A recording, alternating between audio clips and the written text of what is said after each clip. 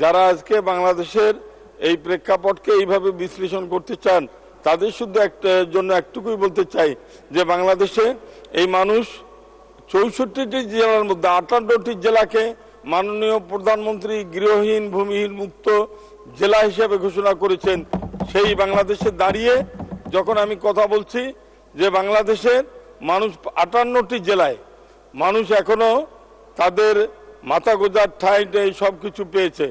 আমার উত্তর জনপদ ছিল মঙ্গা কবলিত এলাকা, ওই অঞ্চলে মানুষ না খেয়ে এই দিনে আষাঢ় শ্রাবণ মাসে ওই এলাকার মানুষ না খেয়ে থাকতো।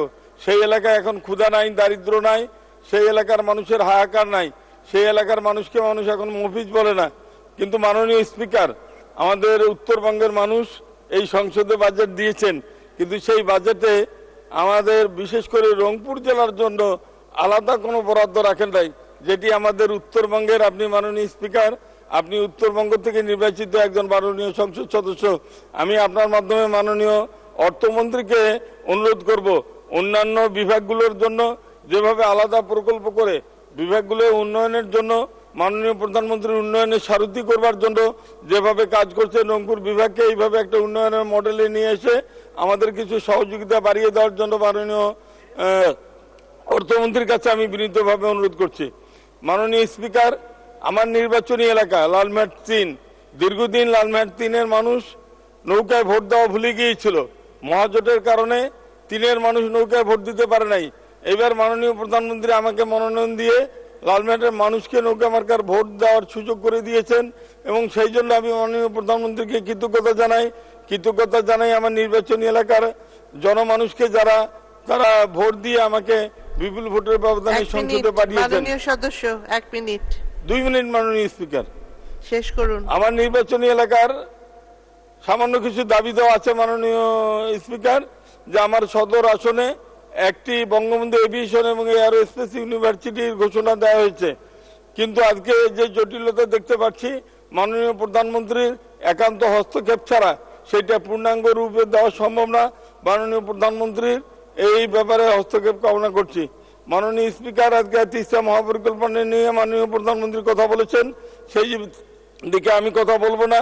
তবে এখন যে ভাঙ্গনগুলো হচ্ছে তিস্তা নদীর পারে, সেই ভাঙ্গনগুলো রোধ করার জন্য মাননীয় এখানে পানি সম্পদ মন্ত্রী মহোদয়ের আমি দৃষ্টি আকর্ষণ করছি। মাননীয় স্পিকার, আমার অঞ্চলে একটি, আপনি জানেন যে এই অঞ্চলে কর্মস্থল বলতে মানুষের কিছু নাই, ওখানে শিল্প নাই, কল নাই, কারখানা নাই। ওই অঞ্চলে একটা অর্থনৈতিক অঞ্চল যদি তৈরি করা যায়, মাননীয় প্রধানমন্ত্রী প্রতিশ্রুত অর্থনৈতিক অঞ্চল তৈরি করলে ওইখানে মানুষের একটু কাজ করার।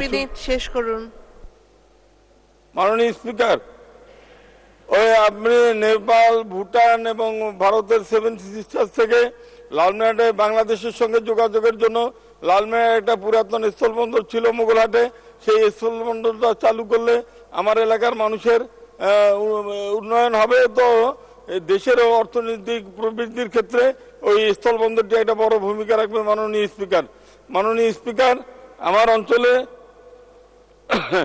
আপনার কাছে আমি যেটা বিনীতভাবে অনুরোধ করি যে আমার অঞ্চলের মানুষ এই লালমেহাটের শিল্প কলকারখানা তৈরি না থাকার কারণে আমাদের যে মেইন ব্র্যান্ডিং ভুট্টা, আমাদের ব্র্যান্ডিং, এই ভুট্টাকে কেন্দ্র করে আমাদের উত্তর অঞ্চলে যদি একটি শিল্প কারখানা গড়ে তোলা যায় তাহলে আমাদের এলাকার মানুষের উন্নয়ন হবে। মাননীয় স্পিকার।